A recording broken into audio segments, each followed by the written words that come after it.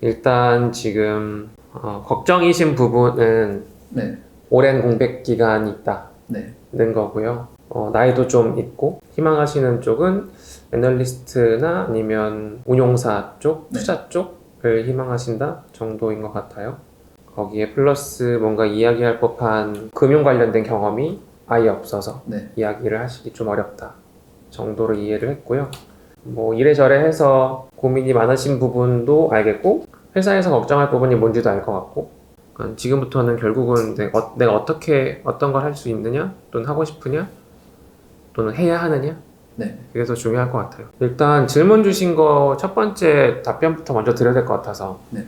현실적으로 금융권 합격 가능성이 있느냐의 관점에서 지금 이제 31살이신 거고, 네. 인턴이나 관련 경험은 아예 없고 이제 유일하게 투자 자산 운용사밖에 없는 상태에서 합격의 방향성만 이야기하면 합격할 수는 있어요. 다만 이제 본인이 모자란 것들을 채워야 되는 것도 당연히 있고요. 흔히 말하는 좋은 학벌을 가지고 있는 것도 사실이고요. 제가 나이가 있는 수험생, 취업준비생들에게 꼭 말하는 건데, 나이 값을 하면 돼요. 무슨 말이냐면, 뽑는 사람 입장에서 24 막 졸업한 친구와 31살을 비교한다고 했을 때 경험이나 이런 것들은 본인이랑 되게 비슷할 거예요. 근데 24세계 걱정하는 건 뭐냐면, 사회 경험이 너무 적어서 우리는 사회생활을 하는 건데 학교의 연장선으로 보진 않을까? 이런 것들이 되게 많은 걱정으로 다가와요. 31살은 그런 게 없죠. 이 친구 좀 굴러보거나 실패했거나 조금은 단단해졌겠네 등등의 이야기를 할 수 있을 거예요. 네. 그래서 지금 이제 접근하셔야 되는 방향성은 능숙하다 해요. 네. 내가 사람을 상대하는 거, 사람과 같이 일하는 거, 대화하는 거, 이 모든 게 능숙할 수밖에 없다. 제가 오히려 걱정되는 건, 이거는 특히 공부를 오래 하신 분들한테 말씀드리는 건데, 네. 공부라고 하는 게 다른 사람과 협업하기보다는 혼자 해나가는 거잖아요. 네. 공부에 혼자 시간을 쓴 만큼 사실 다른 사람과 코워킹, 협업 네. 또는 소통할 수 있는 기회가 그만큼 줄어든다고 생각을 해요. 네. 보통 많은 분들이 약간 오해하시는 부분들이, 애널리스트나 투자 직무를 희망한다고 했을 때 소통보다 그냥 혼자 일해서 또는 영업하지 않아서 이걸 합니다 라는 사람들이 되게 많은데, 사실은 영업이 필요하고 소통을 정말 많이 하거든요. 지금 이 사건이 또는 이런 이벤트가 발생을 했는데 하고 소통을 하는 게 아니라, 했는데 나는 이렇게 될 거라고 생각합니다 라는 분석이 끝난 다음에 그 분석을 가지고 토론을 하거나 분석을 가지고 소통하는 거예요. 네. 그러면 상대방에게 쉽게 설명할 수 있어야 되고, 상대방과 이야기 나눌 수 있을 만큼 정보를 공유하거나 아니면 좀 더 친절하게 머테리얼을 만들거나 등등의 것까지 하려면 사실은 되게 많은 분석 능력을 필요로 한 다음에 영업 또는 소통 같은 것들이 필요한 건데, 제가 생각하기에는 일단 그 기본적인 스킬을 빨리 따라잡으셨다는 가정하에서는 그 부분이 가장 걱정이 될 거예요. 뽑는 사람 입장에서. 많이 지원하셨었어요, 그동안? 아마 30곳은 넘게 넘은 것 같습니다. 네, 리서치 쪽. 리서치 직무로만. 네, 그리고 자산운용 쪽도, 그리고 변액보험, 그 보험사들 쪽에서 운용력도 몇 군데 넘은 것 같아요. 면접을 가신 적은요? 면접은 한 군데밖에 안 가봤습니다. 면접 보셨던 그 회사에서 네. 나왔던 질문 중에 혹시 기억 남는 거 있으세요? 그 공백기 동안 행정고시를 준비했는데 회사에 지원한 이유랑 다시 돌아가지는 않을 건가에 대해서 물어봤던 것 같습니다. 제가 생각했을 때 서탈을 할 수밖에 없었던 이유가, 행정고시라기보다 일단 공백이 길었던 거에 대한 설명이 어차피 길게 얘기할 필요는 없어요. 붙었으면 안 왔겠지. 그건 상관없어요. 이제 어떤 성격, 인성 또는 성향, 인지가 안 보였거나 이쪽 직무에 대한 관심이 있었다라고 볼 수 있는 항목들이 아예 없었어서 그게 아마 서탈의 원인일 것 같아요. 금융투자 분석사는 왜 안 따셨어요?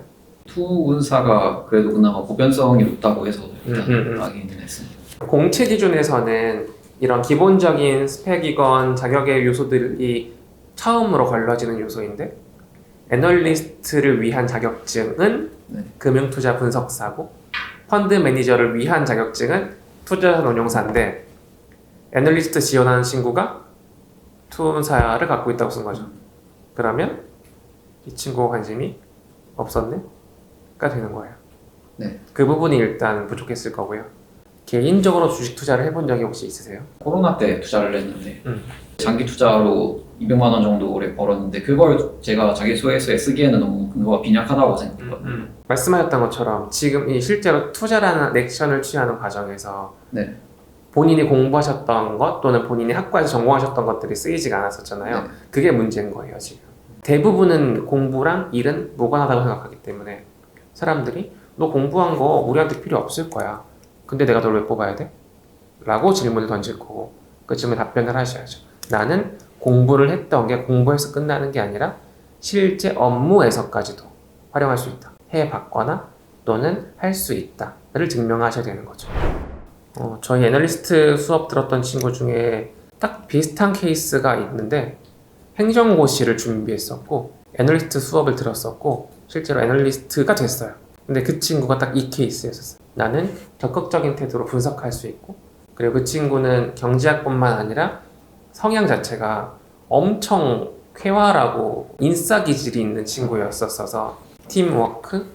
결국 RA가 어시스턴트잖아요. 네. RA 한 명에 애널리스트 2명 또는 3명이 배치가 돼요. 이 같이 팀이 아니라 이렇게 한 팀, 이렇게 한 팀, 이렇게 한 팀이에요. 본인의 팀은 3개예요. 잠잘 틈이 없어요. 우리 애널리스트가 4시부터 활동하잖아요. 그럼 난 3시에 일어나 준비해야 돼. 그게 어시스턴트의 일이에요. 그게. 네. 그러면 그 관점에서 이 친구가 3명을 커버할 수 있을까? 빡셀 때는 밤에 잠도 못 잘 수 있는데 체력적으로 그게 될까? 또는 싫다고 도망가진 않을까? 이런 것들을 그 친구는 그냥 본인의 그 말투나 성향 외면에서 그냥 아주 뿜어내는 사람이었거든요. 그러니까 이 친구는 맡기면 잘하겠거니가 쉽게 되는 거죠. 그래서 아마 공부한 시간은 비슷했던 걸로 기억해요. 아무튼 그 관점에서 고시 자체는 저는 취업에 긍정적인 영향을 미칠 수도 있다. 근데 그게 그냥 고시를 했기 때문은 절대 아니고 네. 이것과 현업이랑 매칭을 시키는 노력을 본인이 해주셔야 된다. 그러면 쓸만할 거예요. 그 관점에서 자기소개서까지 조금 더 말씀을 드리면 공부하셨던 내용을 가장 첫 문항에 쓰셨으면 좋겠어요. 사람들이 보면 이력서 보면 처음으로 궁금해하는 게 이거예요.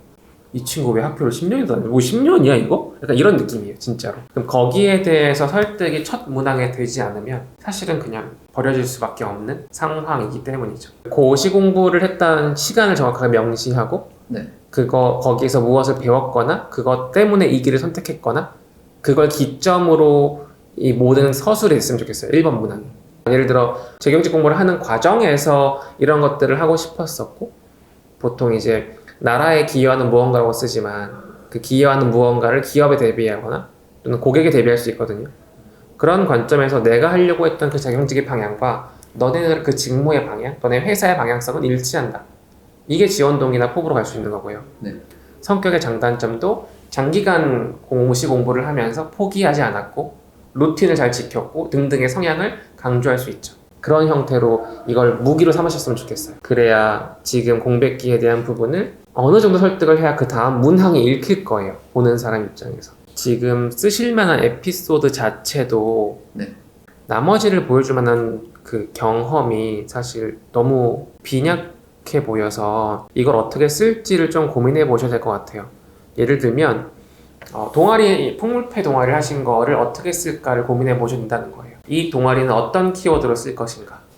저는 콘텐츠라는 키워드로 쓰려고 했거든요. 그러니까 애널리스트도 결국 영업을 하는 것의 일종이잖아요. 그러니까 투자 고객에게 자신이 생각하는 방향성에 대해서 어필하는 게 저는 콘텐츠랑 비슷하다고 생각해서 공연 기획도 사실 마찬가지잖아요. 뭐 수요나 공급이나 그런 것들을 좀 생각해보고 내가 지금까지 이뤄온 내용들을 어떻게 풀어낼 건지 고민해본다는 점에서 일치한다고 생각해서 그런 방향으로 쓰려고는 했습니다. 근데 문제는 지금 공연 기획 능력을 갖추고 있다라고 이야기하기에 네. 학생 수준이잖아요. 네. 말씀하신 스토리가 되려면 이제 진짜 현장 기획을 해보셔야 되는 경험이 돼야 되는 거죠. 그래서 여기서는 공연 기획을 했다가 보다는 어떠한 자세로 했다가 좀 더 어필해야 되는 포인트인 것 같아요. 저희 커리어의 애널리스트 과정이 합격률이 어떻게 돼요? 합격률이 약간 특정 직무보다도 직무와 연계되어 있는 이 직군을 노리고 있어서 직군의 연계도만 따지면 합격률이 저희는 90% 이상이긴 해요. 근데 이제 애널리스트로 간 친구도 있어요, 실제로. 되게 좋았던 케이스는 멘토님이 강의를 하다가 자기네 인턴을 뽑을 일이 있어서 그 친구를 데려갔던 적이 있었어요. 이 정도 하는 친구라면 그래도 인턴으로 쓸만은 하겠다. 근데 어찌됐건 인턴을 한 번 하면 그 앞에 있는 모든 본인의 약간 약점들이 많이 사라져 버리잖아요. 네. 예를 들면 본인의 케이스로 말씀을 드리면 너 여기 관심은 있었어? 라고 질문할 수 있는 질문들이 경력사항으로 딱 하나 박혀버리면 아 관심이 있었었나 보구나 라고 바뀌는 극적인 효과가 있으니까 그 친구는 그걸로 이제 빨리 합격한 케이스 있고요. 그래서 제가 추천드리고 싶은 건 소형사, 중형사, 자산운용사라고 무시하지 마시고 무조건 다 지원하셔야 되는 거고요. 네. 오히려 그런 쪽에서 특이한 기회가 나올 수 있어요. 지원하시려고 하는 투자 쪽은 아르바이트나 이런 게 거의 없어요. 인턴밖에 없고 인턴이 옛날이랑 다르게 취업을 전제하는 인턴들, 채용 전환형 인턴들이 대부분이라서 인턴이라도 한번 해보고 싶다가 아니라 인턴은 이꼴 신입이라고 생각하셔야 되기 때문에 인턴 공고 무조건 다 넣으셔야 되는 거고요. 지금 이제 본인의 성향대로 좀 뾰족하게 준비를 하신다면 네. 조금 더 현업에 가깝게 포트폴리오 만들고 준비하고 지원해보고 를 반복하시는 수밖에 없어요. 애널리스트 리포트 읽어보고 똑같이 만들어보고 똑같이 만든다라고 하는 게 그들의 그림을 갖고 와 캡처하는 게 아니라 그들이 참고한 로 데이터를 찾으러 가서 그 데이터를 내가 가공하는 것들 이런 것들이 해야 되는 거고요. 애널리스트들은 얼마나 받아요? 애널리스트는 인센티브가 거의 없어서 연봉 자체가 높아요. 신입들? 네. 아래도? 그래서 보통 한 4,500에서 5,500 사이가 증권사 초봉이긴 하는데 애널리스트는 보통 최소한 1,000만 원 정도는 더 받아요. 근데 어쨌건 한 회사의 섹터 애널리스트는 한 명이에요. 반도체 섹터는 딱 한 명입니다. 그러니까 8개 증권사, 반도체는 총 8명. 섹터가 그래도 20개, 30개 있으니까 있긴 하지만 매크로만 봤을 때 뭐 전략기획 또는 매크로라고 하는 부분에서 경제, 채권, 주식시황 그 팀의 막내 1명. 그러면 전체 파이도 많아야 1년에 10명, 20명 사이밖에 안 되는 거죠.